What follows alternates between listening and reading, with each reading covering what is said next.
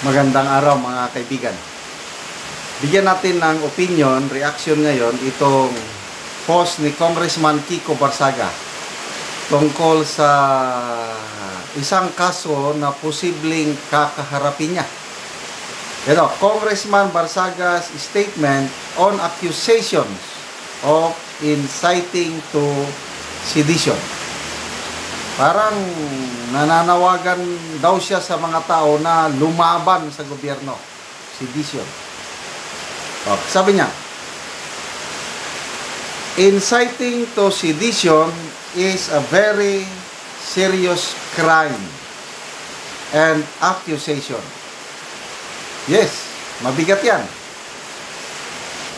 The Marcos administration will imprison me soon. But I intend to keep fighting corruption until the end. So,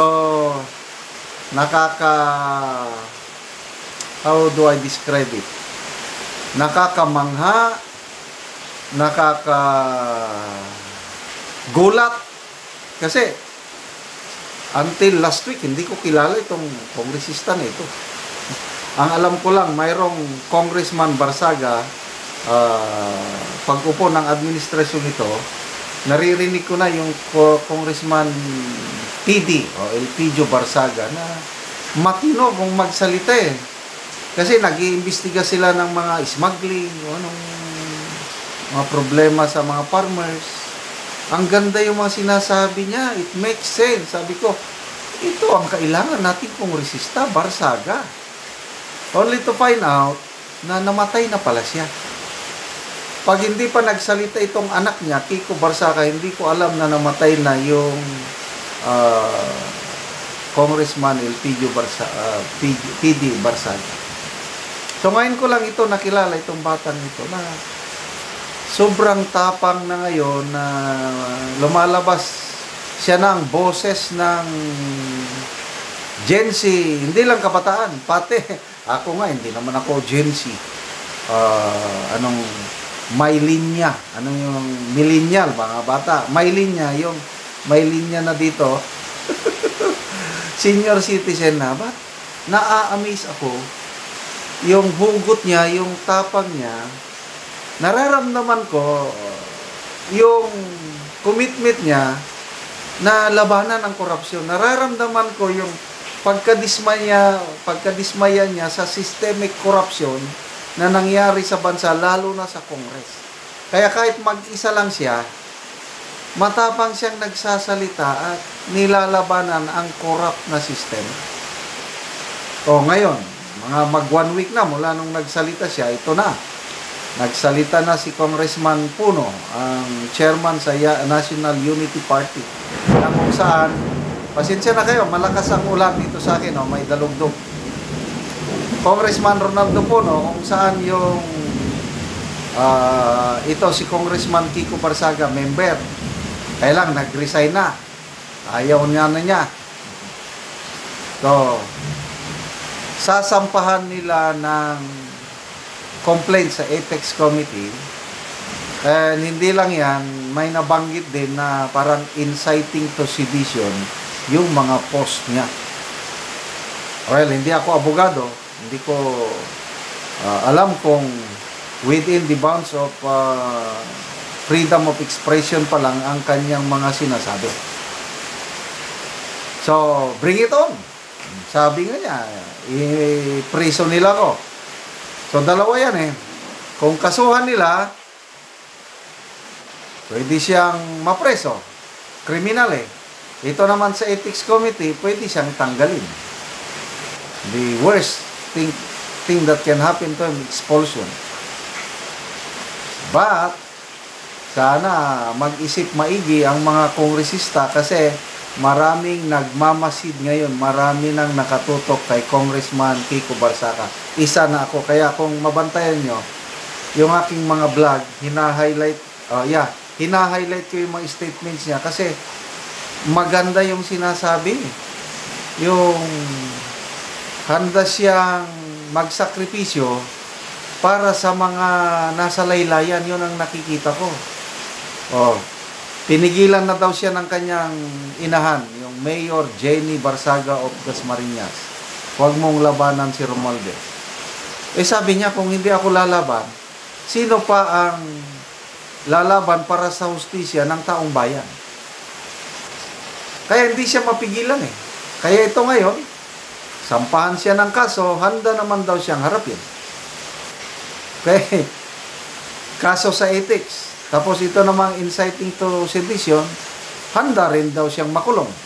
Kahit nasa kulungan, he will fight till the end. Habang nandyan yung corruption. Okay, magbasa tayo sa ano.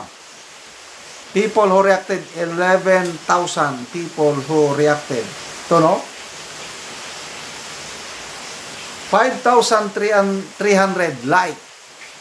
4,000 love. Ano itong 1,400? Parang, ano rin, pabor din. Hindi ko alam ito kung nasyak or ano. So, ang daming pumapabor sa kanya. Kaya, mag-ingat sila. Dito sa Gen Z leader nito. Okay, Cristel, sabi niya, protect this fearless Gen Z representative. I will include you in my prayers, Congressman. Ako rin.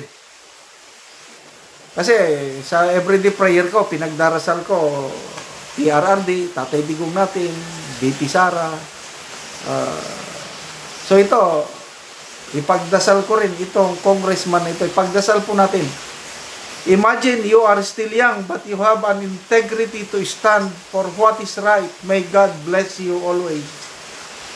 Edel Umali. Yung mga kurap malaya tapos wala pang kaso, halatang halata na sila. Katie Yan, isa kang taong may bayag at paninindigan. Rolf Noche, suportahan natin Kiko, tayo ang kakampi niya. Yes. Angelica Andaya, in just over a week of speaking up about the truth and corruption, Kong Miao has now become the target of the political attack dogs of Romualdez and Marcos in the Congress. Martin Romualdez and BBM did not directly respond to Kong Miao's statements, but it is clear that the same people who always front the critics of the Duterte have now turned against Kong Kiko Barsaga, new enemy. Kung makita nyo, no, tumahimik na sila kay BP Sara. Tahimik na yung front na yon. Dito na, ang target na nila ngayon, si Congressman Kiko Barsaga. Ipagdasal po natin, suportahan natin itong one of a kind kongresista na ito. Okay, salamat mga kaibigan sa inyong pagsubaybay sa ating channel. Nakakatulong kayo ng malaki sa Tribong Talanding ng Bukidnon dahil ang income natin sa channel na ito is pantulong po natin sa tribo. Sa ngayon, namimigay tayo ng livelihood assistance sa kanila, nagpapatanim ng saging lakatan at Arabica coffee. Panoorin niyo ang video na ito. Anak ko sa area ni Angkol, baba, so mag-abono siya. Mayong buntag di Angkol. Ayong buntag sab. Lan kay ako na sab ko ga. Sumuna ni ang itsura sa kape ni Angkol nga duha na kabulang karong adlaw oh. Maayo gyud ang iyang tubo. So tulo na siya kabangag sa pag-abono ug duha ka kutsara siya nga complete og urea kay kuan naman duha naman siya kabulan. San? Na anay mga sanga.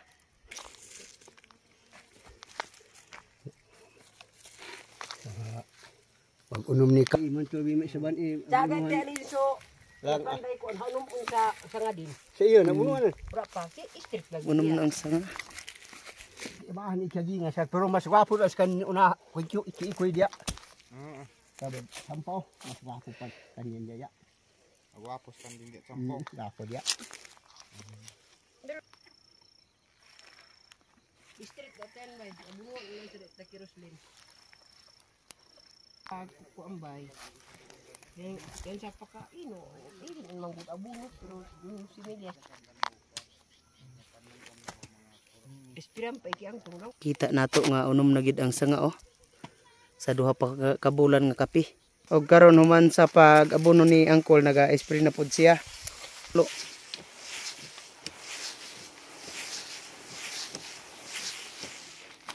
pagkanugo kay duwang ko mas magpaon. Hindi man ang pasta. At sa nagsuporta sa labaw sa Ginoo nga naghatag sa ugkuan kanang panalangin kaluoy nga apil mi sa kuan sa pagtanong sa kape nga mao'y makasulbad sa among pangabuhi labaw sa pagpangalagad sa Ginoo. Salamat kayo.